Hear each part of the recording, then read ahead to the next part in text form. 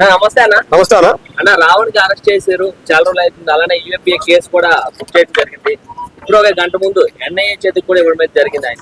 So మీరు ఏం చెప్తారు? చర్యలు తొందరగా జరుగుతుంది. పనులు అనేది ఇది పెద్ద క్రిమినల్ కాదు, చాలా పెద్ద క్రిమినల్. నక్సలైట్లని నలిపేస్తున్నారు సిఆర్పిఎఫ్ బలగాలను పెట్టి. మోడీ గారు అంత చర్యలు తీసుకుంటుంటే ఇలాంటి ఎదవలు తయారవుతున్నారు. వీళ్ళ మీద ఎలా చేయాలి? వీళ్ళంటే ఇట్లాంటి ఎదవలు మళ్ళీ తయారవకుండా మోడీ గారి దగ్గరికి వెళ్ళాలి. ఈ విషయం వీడి మీద కఠినమైన చర్యలు తీసుకోవాలని చెప్పేసి మేము కోరుకుంటాం. అయితే ఇప్పటికీ ప్రకాష్ ఆయన సపోర్ట్ చేస్తూ దాదాపు 20 వీడియోలు చేయడం జరిగింది. కంపల్సరీ ఆడి మీద ఉంటుంది, నెక్స్ట్ ఆడే ఉంటుంది. ఆడి ఇంకెన్ని చేశాడో, ఎన్ని మాట్లాడాడు, ఆడు కాల్ సెంటర్ కూడా బయటకు వస్తుంది కదా.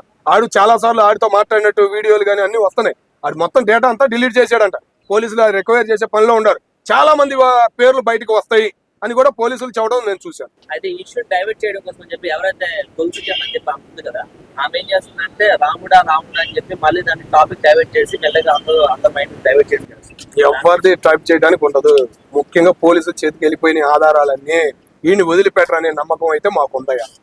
5 సోషల్ మీడియా నెట్వర్క్స్ ఏమంటారంటే ఒక్క రావణ్ ఎందుకు ఈ గొలుసు చందుని నెక్స్ట్ ప్రకాశ్ రాజ్ కూడా ఇన్వెస్టిగేట్ చేస్తే బెస్ట్ అని చెప్పి ఉంది. మూడు దగ్గర నుంచి మొత్తం డేటా రాలేదు, డిలీట్ చేశాడు. ఆ డిలీట్ చేసిన డేటా మొత్తం చూసినట్టయితే ఎవడెవడు ఉన్నాడు ఏంది మొత్తం తెలిసేది కదా. పోలీసులకు ఎవడి మీద చర్యలు తీసుకోవాలన్నా కేసులు పెట్టాలి, మొదలవ్వాలి కదా. కాబట్టి నెక్స్ట్ పేరు అనేది ప్రకాశ్ రాజ్ దే ఉందని అందరూ అనుకుంటున్నారు. 2-3 వాయిస్ రికార్డ్స్ కూడా ఆల్రెడీ లీక్ అయినాయి కదా ప్రకాశ్. అందుకే కదా నా ఆధారాలని పోలీసులే కదా రిలీజ్ చేసింది. అన్ని మొత్తం పోలీసులేగా రిలీజ్ చేసింది. మరి ఇంకే మొత్తం డేటా అంతా ఉంది. ఎవరిని వదిలిపెట్టరు అనే నమ్మకం అయితే మాకు ఉంది. అయితే ప్రకాశ్ రాజ్ పైన అవినీతి తీసుకోవచ్చు. అట్లాంటి వాడిని వదిలిపెట్టకూడదు అన్న. సినిమాల నుంచి బహిష్కరించాలి. ముఖ్యంగా ఏంటంటే 4 చోట్ల ఓటున్న దొంగ అన్నాడు. ఆయన్ని కూడా ఇంకా మనం స్వాగతిస్తే ఎట్లా?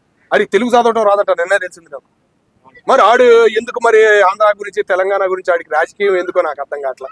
ఆడి ఏదో యాసాలు ఎందుకో నాకు అర్థం కావట్లా. పోయి ఆంధ్రాలో పెట్టేది చెయ్యి, ఇక ఆడి చెయ్యి ఆడే నరుక్కునే పరిస్థితికి వస్తుందని నేను